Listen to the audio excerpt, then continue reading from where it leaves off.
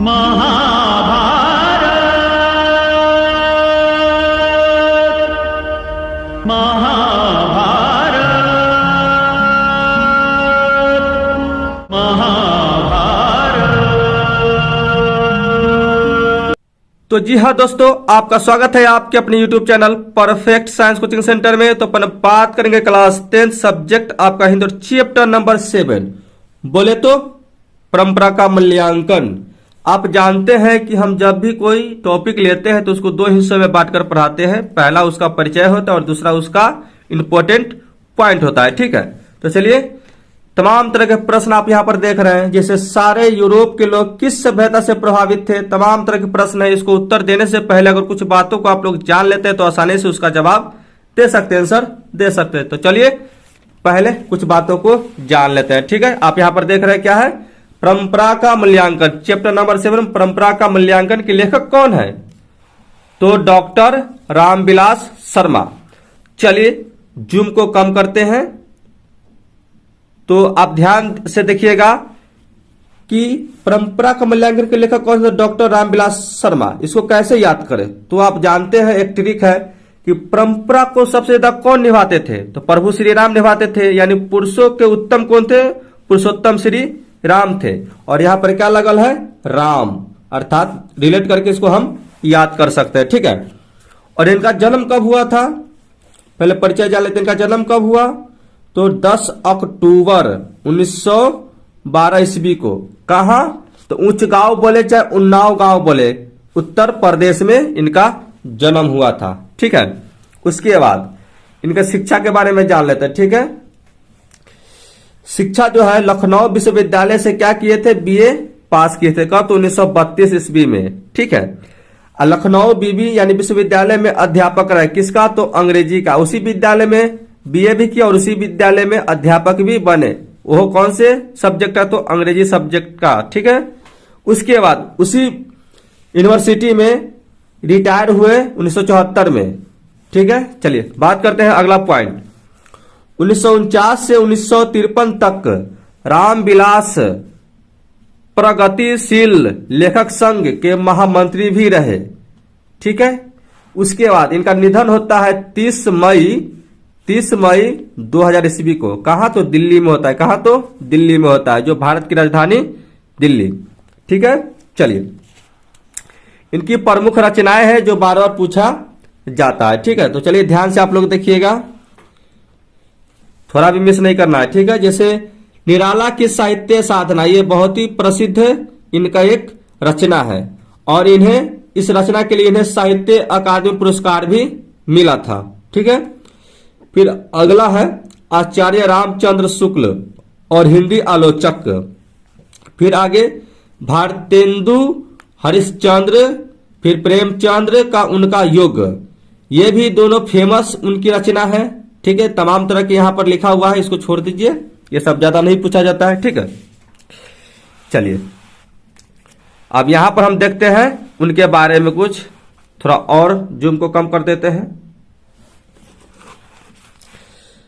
तो मुख्य बात जो है उनके बारे में जानेंगे। किनके बारे में? तो परंपरा के मूल्यांकन के बारे में मुख्य बात क्या है, तो आप यहां पर ध्यान से देखिएगा। ठीक है, सबसे पहले तो परंपरा का ज्ञान आवश्यक है। क्यों आवश्यक है?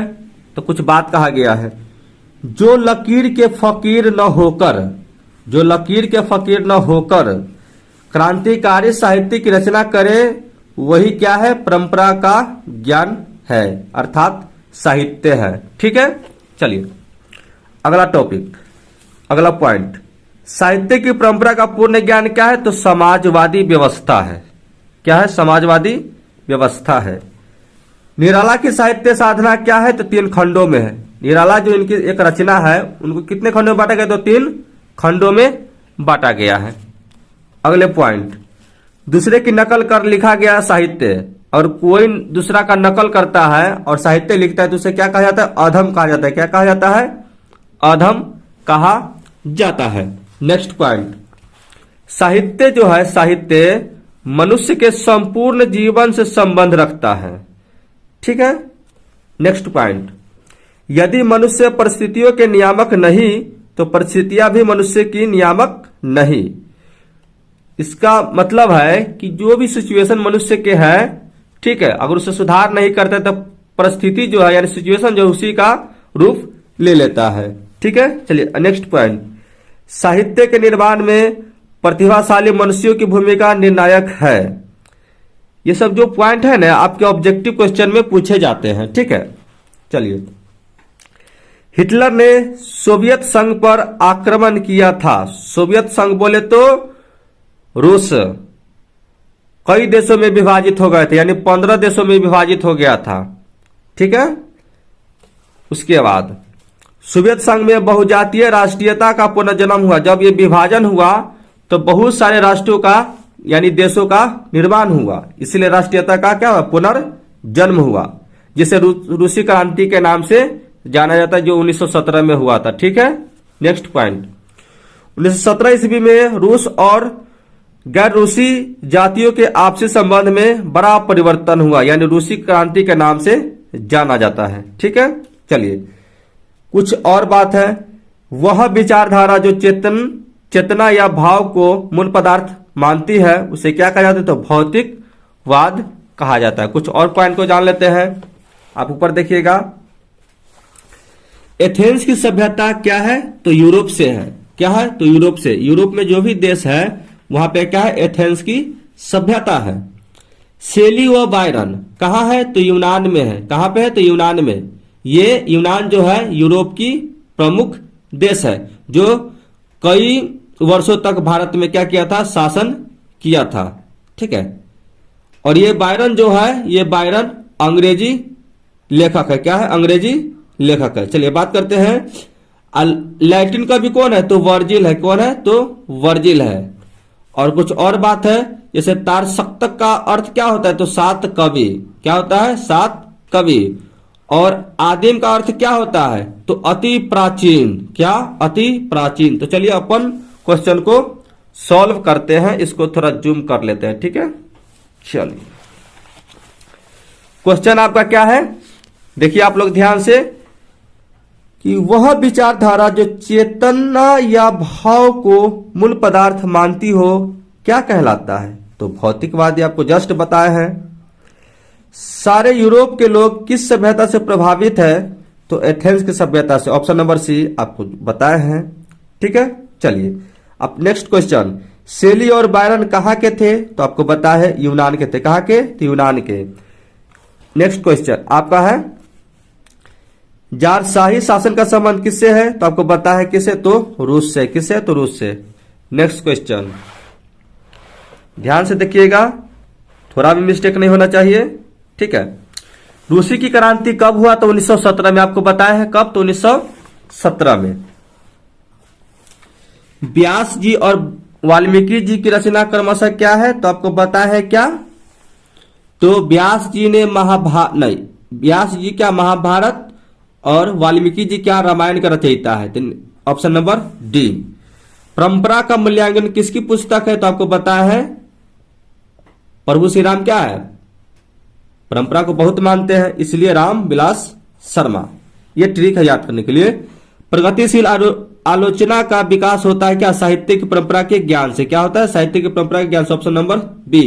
नेक्स्ट क्वेश्चन, सभ्यता का हर स्तर क्या नहीं होता, तो द्वंद्व युद्ध नहीं होता। Option number D. साहित्य सापेक्ष रूप में क्या होता है, तो स्वाधीन होता है। क्या होता है, तो स्वाधीन। Option number D. एथेंस किसका महादेश है, तो आपको पता है क्या, एथेंस यूरोप का। बायरन किस भाषा के कवि है, तो आपको पता है अंग्रेजी। किसका, तो अंग्रेजी। निराला की साहित्य। नेक्स्ट क्वेश्चन आप देख सकते हैं यहां पर, सॉरी ध्यान नहीं दिए। निराला की साहित्य किसकी कृति है, तो आप यहां पर देख सकते हैं Ram Vilas Sharma. Option number C. परंपरा का मूल्यांकन निबंध किस पुस्तक से संकलित है, तो परंपरा का मूल्यांकन से ही संबंधित है या संकलित है। नेक्स्ट क्वेश्चन, दूसरों की नकल कर लिखा गया साहित्य कैसा होता है, तो अधम होता है। क्या होता है, तो अधम होता है। Next question, Rafale, Leonardo da Vinci और एंजेले किसकी देन है, तो आपको बताया है किसकी देन है, तो यूनान की। किसकी देन है, तो नान की देन है। सॉरी, किसकी देन है? तो इसका आंसर क्या होगा आप लोग बताइए। इटली होगा। क्या होगा? इटली। ऑप्शन नंबर डी गलत होगा। चलिए, शेक्सपियर कौन थे? तो शेक्सपियर कौन थे बताइए आप लोग। तो एक क्या थे? तो ये आप लोग कमेंट करके बताइएगा कि क्या थे। चलिए नेक्स्ट क्वेश्चन। निराला की साहित्य क्या है? निराला की साहित्य, निराला की साहित्य, निराला की साहित्य साधना कितने खंडों में रचित की गई थी? तो 3 खंडों में। आपको बताया कितने खंडों में? तो 3 खंडों में। नेक्स्ट क्वेश्चन, ध्यान से। इस कहानी के लेखक रामविलास शर्मा का जन्म कब हुआ? तो आपको बताया है 1900 कितना में हुआ था? आपको बताया है, जल्दी बताइए। 10 अक्टूबर 1900 कितना में? जल्दी। तो 1912 में। नेक्स्ट क्वेश्चन, इस कहानी के लेखक रामविलास शर्मा का जन्म कहाँ हुआ था? तो आपको बताया है उच्च गांव सानी में हुआ था, यानी उत्तर प्रदेश। नेक्स्ट क्वेश्चन, ध्यान से।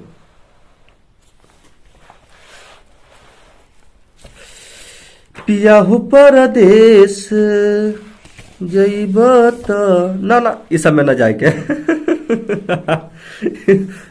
क्या करे ससुरा। प्रेम और उनका योग किसकी रचना है? तो रामविलास शर्मा की। ऐसा ऐसा नगारा निकाल देता है, ले लो पुदीना। सभ्यता का हर स्तर क्या नहीं होता है? तो आपको पता है ओह क्या नहीं होता है? तो इसका आंसर क्या नहीं होता है? तो शायद वर्ग युद्ध नहीं होगा। चलिए, साहित्य सापेक्ष रूप में होती है तो पराधीनवित और स्वाधीन। ऑप्शन नंबर सी। लैटिन कवि कौन है? तो वर्जिल। आपको बताया है।